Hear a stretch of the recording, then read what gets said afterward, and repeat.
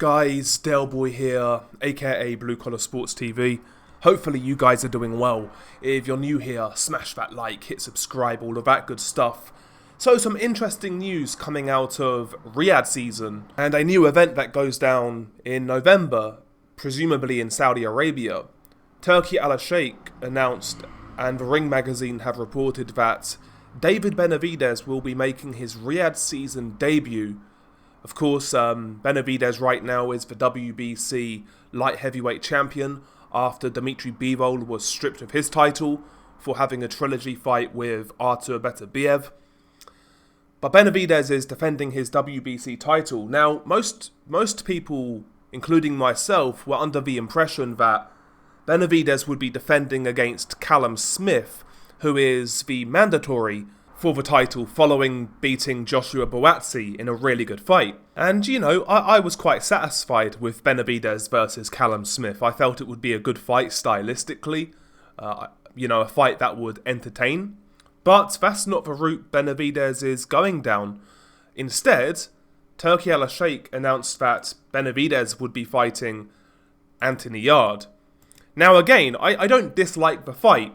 I do feel, when you look at it, obviously Bivol and Beterbiev are 1 and 2. That's pretty much undisputed right now. I don't think you could really argue that despite Benavidez holding a title on paper.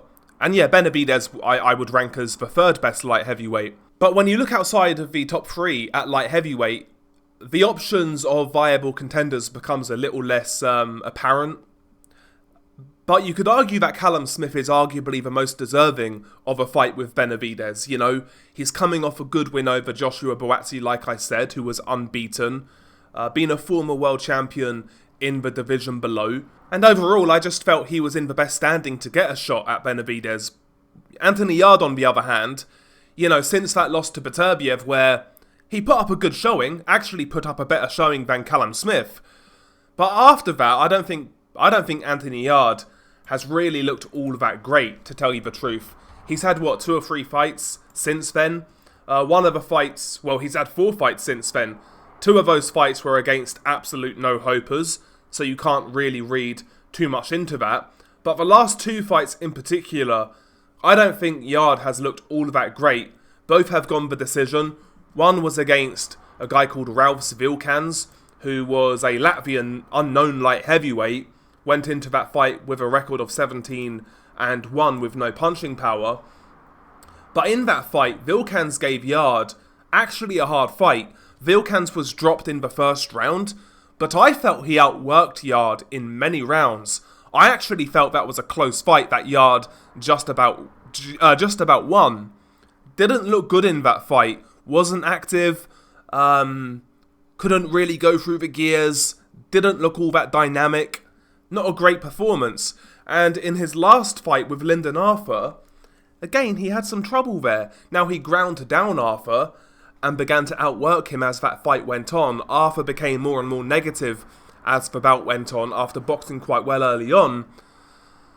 But again, Lyndon Arthur is what he is. He's a good domestic level fighter, but he's never proven himself to be above that.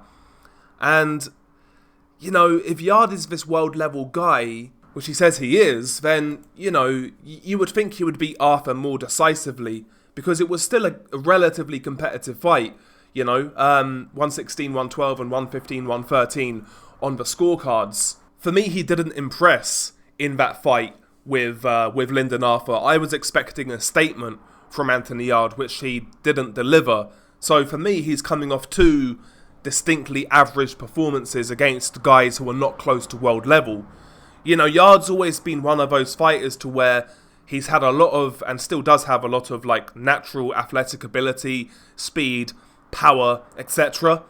But over the years, I don't think he's developed into the fighter that he could have been. Now, I'm not saying that if Yarde was developed correctly or better, that he would be a world champion, but I think he should be better than what he is currently. I think he's stuck around with Tunde Ajayi for too long. Sometimes loyalty is blind loyalty, and it can hold you back. I think that's the case with Yarde. Also, the matchmaking throughout his career, in my opinion, hasn't given him the necessary learning fights. So I don't think Yarde's developed into the fighter that he could have done. He still poses risk and danger due to his speed and power, but I don't think his boxing ability has really developed that much in the last few years. And going into this Benavidez fight, Benavidez goes in with greater momentum, unbeaten, a lot of confidence, recently coming off a win over David Morrell, who was viewed as a dangerous prospect kind of thing. You know, it's a fun fight, I think, because Benavidez always comes to bring it. He comes to put it on you. You know, he'll throw punches in bunches. He'll work the body. He'll work the head. He'll try and drown you in a volume of punches. We know Benavidez's style. One thing about Benavidez, you know, I think his defense is a little underrated. I don't think he is this rock'em sock'em robots fighter that people make out. I think Benavidez's guard is actually quite advanced when he uses it. You know, he's got an active guard, and he can really effectively block punches with it. But, you know, given his style, he does leave openings, he does leave opportunities to counter.